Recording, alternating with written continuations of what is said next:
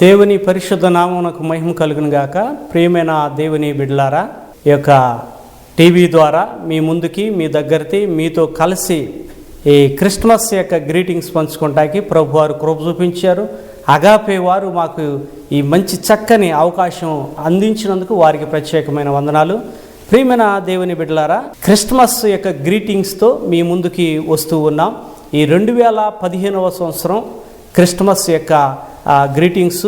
దీన్ని చూస్తున్న ప్రతి ఒక్కరికి ప్రభు యేసుక్రీస్తు నామములో మీకు గ్రీటింగ్స్ తెలియజేస్తూ ఉన్నాం. పరిశుద్ధ గ్రంథము ఇలా సెలవిస్తుంది: లోకానికి రక్షకుడు రాబోతూ ఉన్నాడు. దాని విషయంలో దేవుడు ఒక గొప్ప మాస్టర్ ప్లాన్ చేశారు. ఇట్స్ ఏ గాడ్స్ ప్లాన్ అన్నమాట. ఈ దేవుని యొక్క ప్రణాళికలో ఏముందంటే, దేవుడే మానవుడయ్యి ఈ లోకంలోనికి రావాలి. ఎందుకు రావాలి?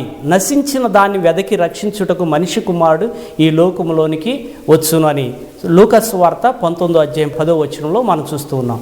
సో కనుక దీనిని దేవుడు ప్రవక్తల ద్వారా ప్రవచనాలు ఇచ్చాడు. యెషయా గ్రంథం 7వ అధ్యాయము 14వ వచనంలో మనం చూస్తే, కన్యక గర్భవతి కుమారుని కన్ను, ఆయనకి ఇమ్మానుయేలు అని పేరు పెట్టబడును. ఈ ప్రవచనములన్నీ కూడా దేవుడు తన కుమారుడైన యేసుక్రీస్తు ప్రభు వారిని ఈ లోకంలోనికి పంపించారు.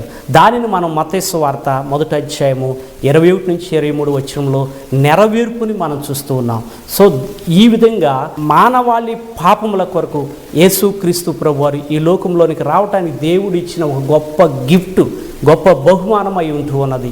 సో అందరినీ యేసయ్య ప్రేమిస్తూ ఉన్నాడు. లోకాన్ని దేవుడు ఎంతో ప్రేమించాడు కనుక ఆ ప్రేమను ప్రతి మనిషి మానవుని రక్షణ కొరకు ఆయన ఈ లోకంలోనికి వచ్చి కలువరి శిలువలో మరణించాడు. తన రక్తాన్ని సిందించాడు, సమాధి చేయబడ్డాడు, తిరిగి 3వ రోజు మృత్యుంజయుడిగా లేచాడు.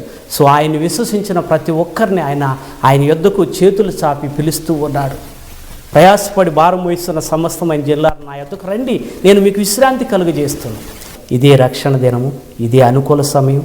సో కనుక దేవుని యొద్దకు రండి, అప్పుడు ఆయన మీ యొద్దకు వచ్చును. It's a God's plan, it's a God's gifts.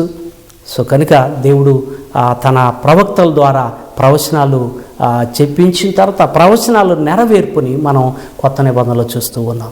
ఈ రోజుల్లో ఎవరైనప్పటికీ కూడా ఏ భేదం లేదు. అందరూ పాపం చేసి దేవుడు అనుగ్రహించి మహిమను పొందలేకపోతున్నారు. రోమా 3:23 ప్రకారం మనం చూస్తున్నాం. సో కనుక దేవుడు ప్రేమిస్తూ ఉన్నాడు. ఆయన వద్దకు రండి, ఆయన్ని నమ్మండి, విశ్వసించండి. ఆయన్ని అందరూ అంగీకరిస్తారు, వారందరికీ కూడా ఆయన పిల్లలయ్యే అధికారం ఇస్తానని యోహాను సువార్త 1వ అధ్యాయం 12వ వచనంలో మనం చూడగలుగుతున్నాం. సో కనుక దేవుడు దయామయుడు, ప్రేమామయుడు, కరుణామయుడు, క్షమించేవాడు. ఆయన మన పాపములు క్షమించేవాడు, నీతిమంతులుగా చేసేవాడు, పరిశుద్ధులుగా చేసేవాడు. యేసు రక్తం ప్రతి పాపం నుండి మనల్ని పవిత్రులు చేస్తూ ఉంది. ఎలాంటి పాపమైన, ఎలాంటి బాధ అయినా, ఎలాంటి భారమైన, ఎలాంటి దోషమైన, ఎలాంటి డాగైన, ఎలాంటి మచ్చ అయినప్పటికీ కూడా ఆయన మనల్ని శుద్ధీకరిస్తాడు. సో కనుక ఇలాంటి గొప్ప దేవుని యొద్దకు రా, దేవుడు మిమ్మల్ని దీవిస్తాడు. God bless you. దేవుడు మిమ్మల్ని దీవించును గాక. ఆమేన్.